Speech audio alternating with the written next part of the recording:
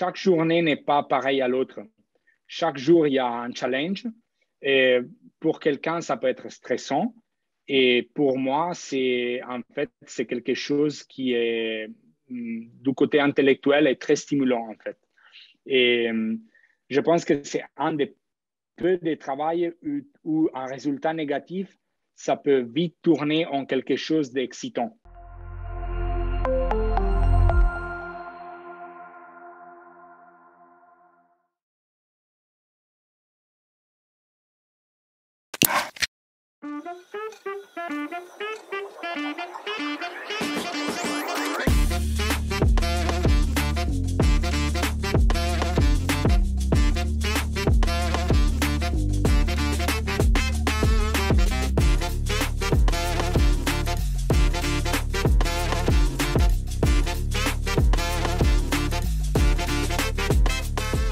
Federico, bonjour. Bonjour Mohamed. Alors, bonjour à tous. Pour les gens qui ne te connaissent pas, c'est qui Federico Petrociolla? Bonjour, Federico, actuellement c'est un chercheur au Karolinska. Je suis devenu chef de labo très récemment, d'ailleurs, il y a à peu près un an. Et en général, j'aime bien me définir en scientifique. Donc, je suis italien d'origine, je fais mes études universitaires en Italie et j'ai vite compris que l'Italie, ce n'était pas le pays pour moi. Donc, j'ai pensé que la France aurait pu peut-être me donner une meilleure chance. Et j'ai fait un bref internship à l'Institut Curie et j'ai fait mes études doctorales, tu sais très bien, à Paris, à Gustave Roussy, avec Guido Cromer. Et je dois dire qu'avec avec tous les up and down qu'on peut avoir dans cet environnement, c'est un peu là qui a changé ma vie un peu parce que j'ai commencé à travailler dans des projets très, très, très excitants qui ont eu un impact presque direct dans plein de domaines qui sont intéressants pour moi et pour la société. Donc, des maladies très communes, cancer, maladies métaboliques, un vieillissement. Et donc, voilà, j'ai passé 7 ans finalement. J'ai fait mon doctorat et 2 ans et demi de postdoc. Et après ça, j'ai gagné un gros financement européen, EMBO. Okay. Donc, je suis parti 2 ans en Espagne, à Barcelone, dans les labos d'un autre grand scientifique qui a fait vraiment des études, je dirais, de type révolutionnaire sur le vieillissement, Manuel Serrano. En gros, c'est le chercheur qui a découvert la sénescence cellulaire. Et voilà, donc j'ai commencé à regarder les mêmes maladies que j'ai étudiées à Paris dans une autre perspective. Et je dois dire que ça m'a vraiment, vraiment ouvert l'esprit à explorer des nouvelles pistes de recherche. Et je dirais que maintenant, la sénescence cellulaire et ses effets sur la santé sont devenus les targets principaux de ma recherche. Et voilà, donc presque après un an que j'étais à Barcelone, j'ai eu cette possibilité de commencer mon activité de recherche à Karolinska. Et voilà, donc j'ai commencé en mai 2020. Et voilà, donc là, j'ai commencé tous les challenges de cette nouvelle aventure, donc construire un labo de zéro. Pour les gens qui nous suivent, donc Karolinska, c'est à Stockholm, on va dire, plus ou moins, en Suède. Et donc, c'est au nord.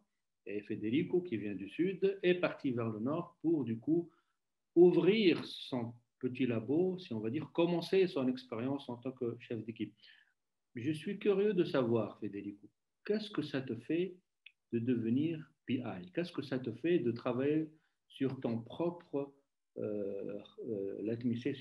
sur ta propre idée de la recherche? Qu'est-ce que, fondamentalement, je pense que j'ai 2 feelings. Un, c'est un feeling très, très, très satisfaisant, entre guillemets, j'ai vécu un moment de frustration quand j'étais postdoc de ne pas pouvoir explorer des pistes qui, pour moi, sont intéressantes et de devoir, disons, mettre un frein à ma curiosité, simplement parce qu'il y a un chef au-dessus de toi qui décide qu'est-ce que c'est important pour le labo. Et donc, là, c'est finalement, je peux décider qu'est-ce que c'est vraiment important pour moi. Et voilà, et moi, je pense que peut-être on va revenir dessus après sur ces points, mais moi, je fais de la recherche surtout parce que je suis quelqu'un de curieux. Donc, j'ai besoin de quelque chose qui me rend curieux et qui me rend ouvert vers des nouvelles découvertes sans forcément qu'il soit un sujet qui est à la mode, entre guillemets. Et ça, c'est un point. Et le deuxième feeling, c'est un sens de grandes responsabilités parce qu'évidemment, quand tu commences à embaucher et avoir surtout des jeunes chercheurs et des étudiants dans ton labo, ben, tu commences un peu à comprendre que ce que tu fais, ce n'est pas seulement pour toi-même. Il y a des gens qui dépendent de toi. Leur salaire dépend aussi de ton succès comme chercheur. Et donc, et aussi, évidemment, c'est une responsabilité de vendre un peu tes idées à la communauté scientifique, à des organisations qui décident de te donner de l'argent pour ta recherche. Donc, voilà, c'est ces deux sensations. D'un côté, curiosité et excitation pour faire ce que tu aimes bien, finalement. Et du deuxième côté, voilà, des responsabilités que forcément tu n'avais pas quand tu étais postdoc, par exemple, ou quand tu étais étudiant de doctorat. Maintenant, en tant que jeune chef d'équipe, tu ne fais que écrire. Tu n'as plus le temps d'être sur le bench, tu n'as plus le temps d'être sur la paillasse. Et je suis curieux là aussi de savoir, est-ce que euh, cette façon de faire une carrière dans la recherche, est-ce que tu l'as toujours rêvé? Est-ce que, parce que si on revient aussi à la notion de curiosité dont tu m'as parlé tout à l'heure, est-ce que tu as toujours voulu être chercheur, Federico? Je dois dire que moi, je suis peut-être un des peu qui a envisagé les parcours comme je l'ai eu jusqu'à présent. Ça, c'était, je pense, à partir des écoles secondaires, je savais que la science était quelque chose, était passionnante. C'était vraiment ma priorité numéro un. Et voilà, et je dois dire que oui, j'ai toujours rêvé de ces parcours et simplement, je t'explique, je pense que c'est un travail très fascinant parce que chaque journée n'est pas pareille à l'autre. Chaque jour, il y a un challenge. Et pour quelqu'un, ça peut être stressant. Et pour moi, en fait, c'est quelque chose qui est, du côté intellectuel, est très stimulant, en fait. Et je pense que c'est un des peu de travail où un résultat négatif, ça peut vite tourner en quelque chose d'excitant. Et alors que dans l'industrie, je pense que ça serait la catastrophe parce qu'il y a beaucoup plus d'investissement derrière. Il y a un target qui est très direct. Tu veux générer un profit. Et donc, les moments où ta recherche n'arrive pas à générer un profit, ben, souvent, les programmes, ils viennent arrêter ou les développements du produit, ils viennent arrêter. De la recherche, en fait, un résultat négatif, moi, je le vis comme ça. C'est en fait, c'est une opportunité. Et ça, c'est ce qui est excitant. Par rapport à l'industrie, normalement, l'académie, ça devrait être en place ou faire de la recherche vraiment guidée par la curiosité, par des principes qui sont vraiment nobles à niveau de la société. Et souvent, ce n'est pas comme ça, simplement parce que tout dépend des financements externes. Donc, tu es un peu forcé à travailler sur des sujets qui sont un peu fashion et que si tu travailles, moi, j'ai peut-être la chance d'avoir travaillé, touché des sujets qui ont été toujours un peu fashion parce que j'ai commencé du côté concert. Là, progressivement, je me déplace un peu vers les côtés vieillissement, mais les deux, tu peux comprendre, qui ont un très grand intérêt au niveau de la société. Et La frustration que j'ai en ce moment, c'est que je pense que l'académie et aussi les gens qui décident, et surtout l'État, ils devraient vraiment financer de plus en plus des projets qui n'ont pas un objectif très, très précis, simplement des projets qui ont comme objectif de découvrir quelque chose de nouveau. Je sais que ça semble complètement et un peu une utopie, mais ça, c'est si on pense aux grandes découvertes, et moi, je te dis, je pense que l'exemple meilleur de ça, c'est la pénicilline. La pénicilline a été découverte par erreur. C'était quelqu'un qui avait oublié une plaque de bactéries ouverte, et il y avait une levure qui a poussé. Et donc, ça, c'est un côté que c'est qu'en anglais, on appelle the serendipitous discovery. Tu fais de la recherche, tu ne sais pas qu'est-ce que tu cherches, mais quelque chose de cool va apparaître. Et maintenant, la science qu'on fait maintenant, c'est, encore une fois, j'utilise l'anglais, c'est hypothesis driven. Donc, tu as une hypothèse très stricte et les gens qui ils te donnent l'argent, ils veulent avoir, entre guillemets, la sûreté que tu vas trouver quelque chose. Et ça, c'est un peu frustrant parce que déjà, quand tu écris un grant, il faut mettre beaucoup de données préliminaires et presque, on est dans une étape où il faut mettre presque un papier entier dans un grant. Donc, tu demandes de l'argent pour une recherche que tu sais déjà qui est déjà à un état avancé. Donc, je ne veux pas dire que c'est tricher, mais juste on est à ce niveau-là. Et je pense que ça, c'est quelque chose où on peut encore progresser.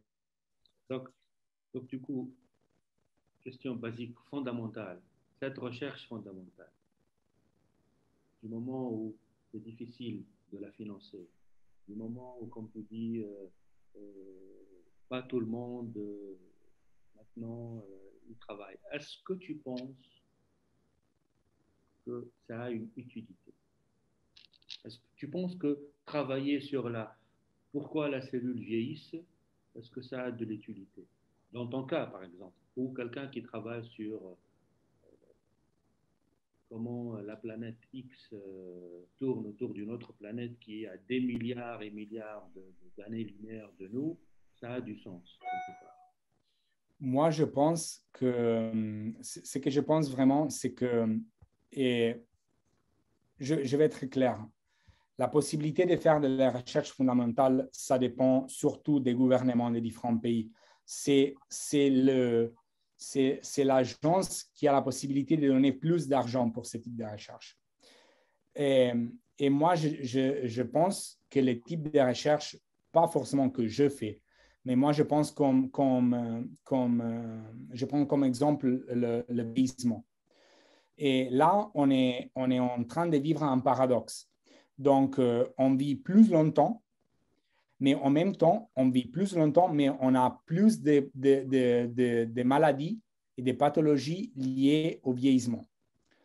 Donc, qu'est-ce que ça signifie ça? Ça signifie qu'on vit longtemps, mais que l'État, surtout à niveau de budget sanitaire, il dépense une fortune pour traiter des maladies qui vont se développer dans un état très tardif de notre vie.